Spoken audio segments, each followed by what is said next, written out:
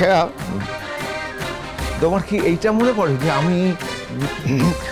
আমি এক সময় অনেক গান শিখিয়েছিলাম তোমাকে? পারি? আচ্ছা, না পারি না।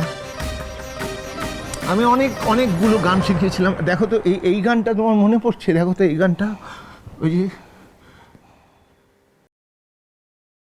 হে নূতন দেখা দি কারবার, জন্মের প্রথম শুভক্ষণ। হে নূতন দেখা দি কারবার, জন্মের প্রথম শুভক্ষণ। তোমার প্রকাশ হোক, কুহেলিকা করি উদ্ঘাটন, সূর্যের মতন। হে নূতন দেখা দি কারবার, জন্মের প্রথম শুভক্ষণ। মনে পড়ছে? মনে পড়ছে? না মনে পড়ছে না? না না বাপু গো, এইসব গান আমি কোনোদিনও শুনিনি গো। আচ্ছা তুমি কে বলো দেখিনি? হ্যাঁ, সামনে আমার বিয়ে ঠিক হয়ে গেছে, কোত্থেকে উড়ে এসে জুয়ে বসে বলছো আমি নাকি তোমার বউ হই। তুমি মিথ্যে কথা বলার জায়গা পাওনি গো। আমি মিথ্যে বলছি না, আমি একটাও মিথ্যে কথা বলছি না। তুমি একটু বোঝার চেষ্টা করো, একটু মনে করো যে দেখো এই বাড়িতে তুমি হঠাৎ করে এসে পড়েছিলে। হঠাৎ করে এই বাড়িতে তুমি এসেছিলে। তার আগে তোমার একটা বাড়ি ছিল, ঘর ছিল, আমি ছিলাম। বাপু যা ছিল সে ছেলে তো আর মনে করতে পারছি নি। এখন তো আর কিচ্ছুটি নেই গো। এখন হেতা যখন নিচে পড়েছি, হেতাই আমার বাই। হ্যাঁ, আর ব্যাড বয় হলো গিয়ে আমার বর, আর ব্যাড বয়ের সঙ্গে আমার বিয়ে হবে। আমি ব্যাড বয়েরই বউ হব। ব্যাট। তুমি যদি না চাও আমি তোমার চোখের সামনে আর কোনোদিন আসবো না পারি। আমি শুধু জানতে চেয়েছিলাম তুমি ভালো আছো। একদিন তুমি আমার ছাড়া থাকতে পারতে না পারি? তোমার জীবনে আজ আর আমার কোনো দরকার নেই এটা জানার পর আমি আর তোমার বিরক্ত করবো না পারি। আসতে পারি?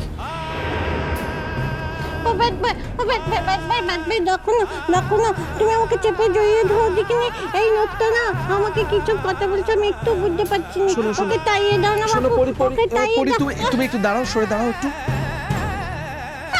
তুমি আমার সঙ্গে এমন ধাওয়া করছো কেন? হ্যাঁ, কেন তুমি আমার সঙ্গে লেগে থাকছো? একটু ভালো পাচ্ছি না। কেন বলো দেখিনি? হ্যাঁ, তুমি একটু নিজে দাঁড়াও, একটু সোজা হয়ে দাঁড়াও, আমি বলছি দাঁড়াও। না এই লোকটা কি সব কথা বলছে আমি কিচ্ছু বুঝতে পারছি না।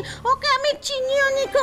আমার বিয়ের আগে যত সব ঝঞ্ঝাট বাবা করতে হয়েছে, জুয়ে পড়ছে। হ্যাঁ, এরপর এই ঝঞ্ঝাট আমার বিয়েটাই হবে না, সেটা আমি কখনো হতে দেবো না, কখনো হতে দেবো না। বলি আমার কথাটা শুনুন, তুমি দাঁড়াও, আমার ওনার সঙ্গে দরকার আছে, কথা আছে। ওকে আমাদের বিয়েতে নেমতে করে দাও ঠিক না? এই ছেলেটা ভেলভেলেটা আমাদের বিয়েতে আসবি, লুচি মাংস সব হবে, নেমতে খেতে আসবি। ওকে নেমতে করে দাও তো, আমাদের বিয়ে নেমতে করে দাও তো। তুমি আমার কথা শুনছো না?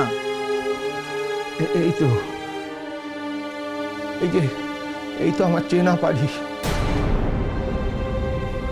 বাড়ি তোমার মনে পড়ে না? মনে পড়ছে না? আমি যখন তোমাকে বকতাম বা কথা বলতে বারণ করতাম, তুমি ঠিক এমনি করে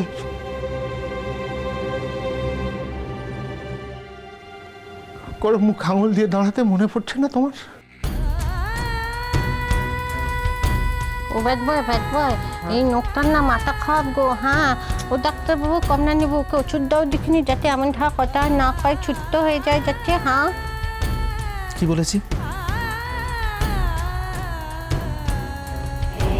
sorry for what? For everything. আপনি বিশ্বাস করুন আমি সব কিচ্ছু জানতাম না। না ওইটা বিশ্বাস করতে আমার কোনো অসুবিধে নেই, অসুবিধে হচ্ছেও না। প্লিজ ডোন্ট ওয়ারি, আমি আমি ঠিক করে দেবো। আপনি তো জানেন আমি ডাক্তার, আমি এরকম প্রচুর কেস হ্যান্ডেল করেছি। এরকম হয় জানেন তো, মানে হঠাৎ করে মানে অতীতটা পুরো ওয়াশ আউট করে যায়, তখন যা ঘটছে মানে বর্তমানটা এদের কাছে সব থেকে ইম্পর্টেন্ট হয়ে ওঠে, মনে হয় এটাই একমাত্র সত্যি। তারপর যখন একটা কোনো জায়গায় আবার ধাক্কা লাগে, ধাক্কা খেয়ে আবার যখন সম্বিতটা ফিরে আসে, তখন তখন কী হয় জানেন তো, তখন মানে বর্তমানটা ছিঁড়ে খুঁড়ে গিয়ে অতীতটা সামনে চলে আসে, তখন তারা সেই দিকে ছুটে যায়। আমি আপনাকে কথা দিচ্ছি, ওকে আমি আপনার কাছে ঠিক পাঠিয়ে দেবো, টাইমলি পাঠিয়ে দেবো।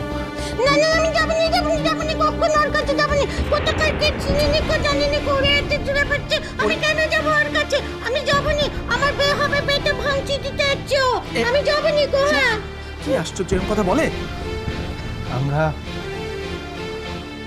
আমরা তোমার বিয়ে ভাঙার জন্য আসেনি পারি। আমি যদি গুণাক্ষরও জানতে পারতাম যে আমার কথা আমাকে তোমার মনে নেই, আমাদের কারুর কথা তোমার মনে নেই, আমরা এখানে আসতাম না। তোমার শান্তি, তোমার সুখ নষ্ট করার জন্য এখানে আমরা আসতাম না। বাড়ি সারা জীবন আমি চেয়েছি যাতে তুমি ভালো থাকো, আর তার জন্য এমন কোনো কাজ নেই যেটা আমি করতে পারবো না। ঠিকই তো ছাড়ো। আপনি কি ওকে আজই নিয়ে যেতে চান?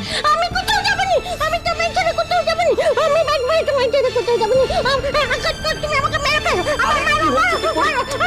আমি তোমার ছেড়ে কোথাও যাবনি। আচ্ছা পরে কি হচ্ছে নাকি? কিচ্ছু হচ্ছে না।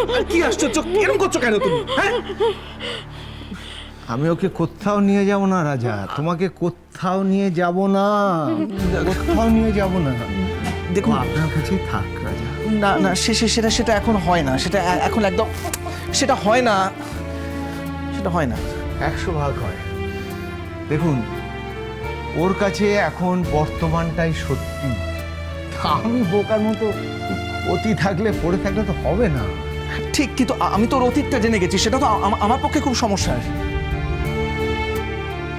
কিন্তু আপনি ডাক্তার হয়ে এই সম্ভাবনাটা জেনেও, মানে ওর স্মৃতিশক্তি ফিরে আসতে পারে এই সম্ভাবনা জেনেও তোকে বিয়ে করতে রাজি হয়েছিলেন। হ্যাঁ ঠিক, রাজি হয়েছিলাম। কারণ আমি ভেবেছিলাম যে হয়তো হতে পারে, মানে সবটাই হয়তোর পর্যায়ে ছিল, মানে হয়তো স্মৃতি ফিরে আসতে পারে, হয়তো পুরনো কথা মনে তখন নিয়ে যেতাম, না হয়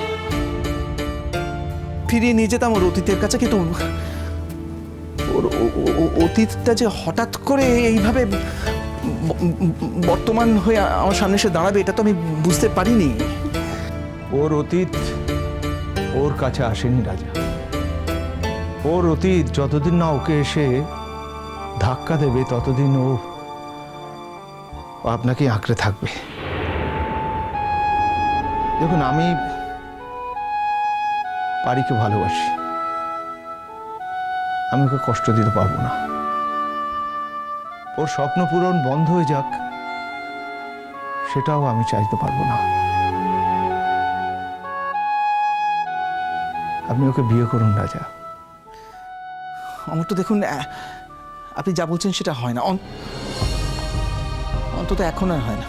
এছাড়া কোনো পথ নেই রাজা। মেয়েটা শেষ হয়ে যাবে। আর আজকের দিনে দাঁড়িয়ে